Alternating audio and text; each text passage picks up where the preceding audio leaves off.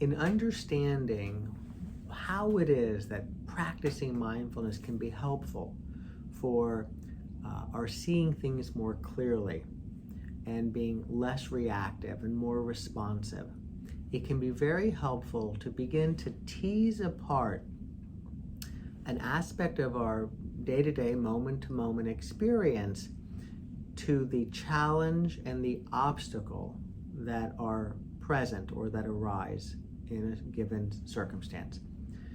I'll suggest you to keep in mind how it is that oftentimes we may clump them together and just treat a challenge and obstacle as one thing, and in doing so, it can be confusing.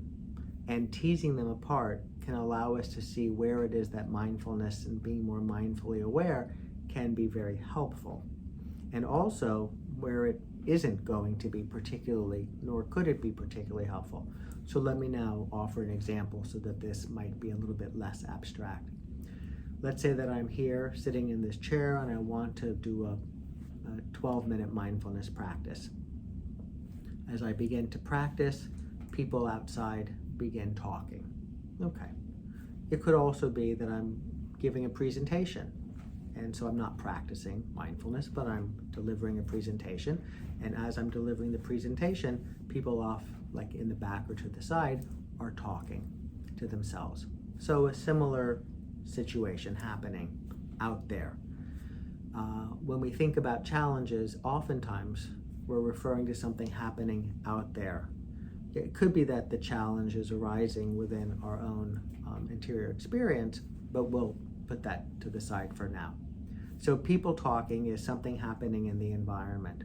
And if I'm interested in doing a quiet period of practice, it may very well be that people talking outside would be a challenge to that endeavor. And if I'm giving a presentation and I'm interested in people paying attention and focusing on what I'm sharing with them, people chatting could be a challenge. So we get that that's a challenge. Now, practicing mindfulness is not going to stop people from being, outside chatting or sitting in a presentation chatting. So we understand that practicing mindfulness, we could practice for 100 years, isn't going to stop life from happening. This is, life happens. However, the obstacle, if we consider that piece to this equation, is where all the action is. And so if somebody is outside chatting while I'm doing a mindfulness practice, I could begin to feel an agitation. I could get frustrated. I could get angry,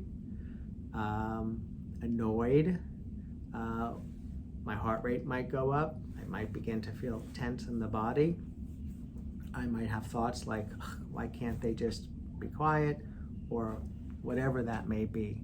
And we see this set of thoughts, feelings, and sensations in the body, or any subset of them. These are obstacles, because they can get in the way of our being really present for our present moment, our moment-to-moment experience, which in the case of a mindfulness practice would be centering on, say, the breath.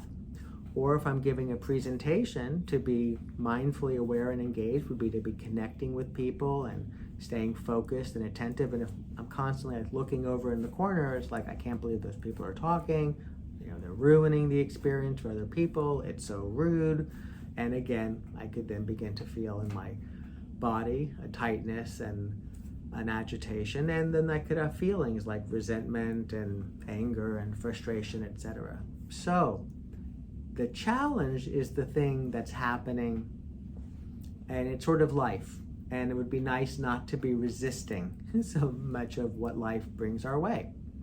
And the obstacle is an expression of that resistance. If we weren't resisting, it would just be people talking. If we are resisting, it's annoying people being, not thoughtful, people just getting in the way of my experience. And so the practice of mindfulness can be very helpful, and being more mindfully aware can be very helpful for working with the obstacles. And that's why it is that it can be very helpful to begin to notice when you're practicing mindfulness, what are some of the obstacles that arise in your mind if you're paying attention to your interior experience.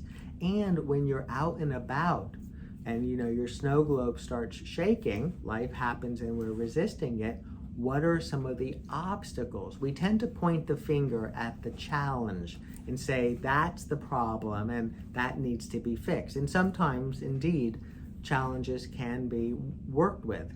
But more often than not, I would suggest to you they can't. They just are what they are. And it's really the fact that we're resisting them that creates the larger aspect of the disruption to our steady state and capacity to really sort of, operate at the top of our game.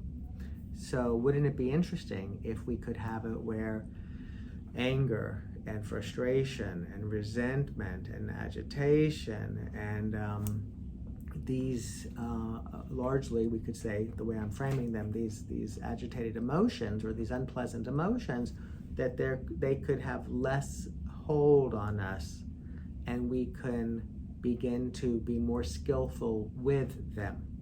And this is one of the promises of the practice of mindfulness. I haven't pointed to how it is that the practice of mindfulness can attenuate the impact of these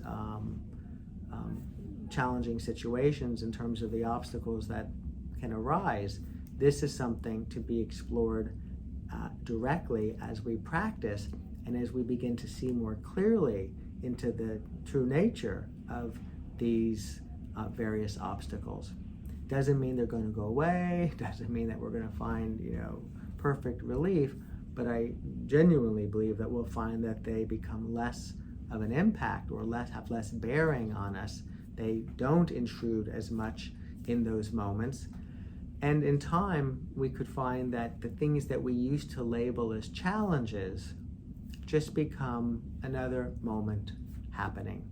And the resistance is so low that it's not impinging on our well-being or our capacity to perform at the level that we would like to perform.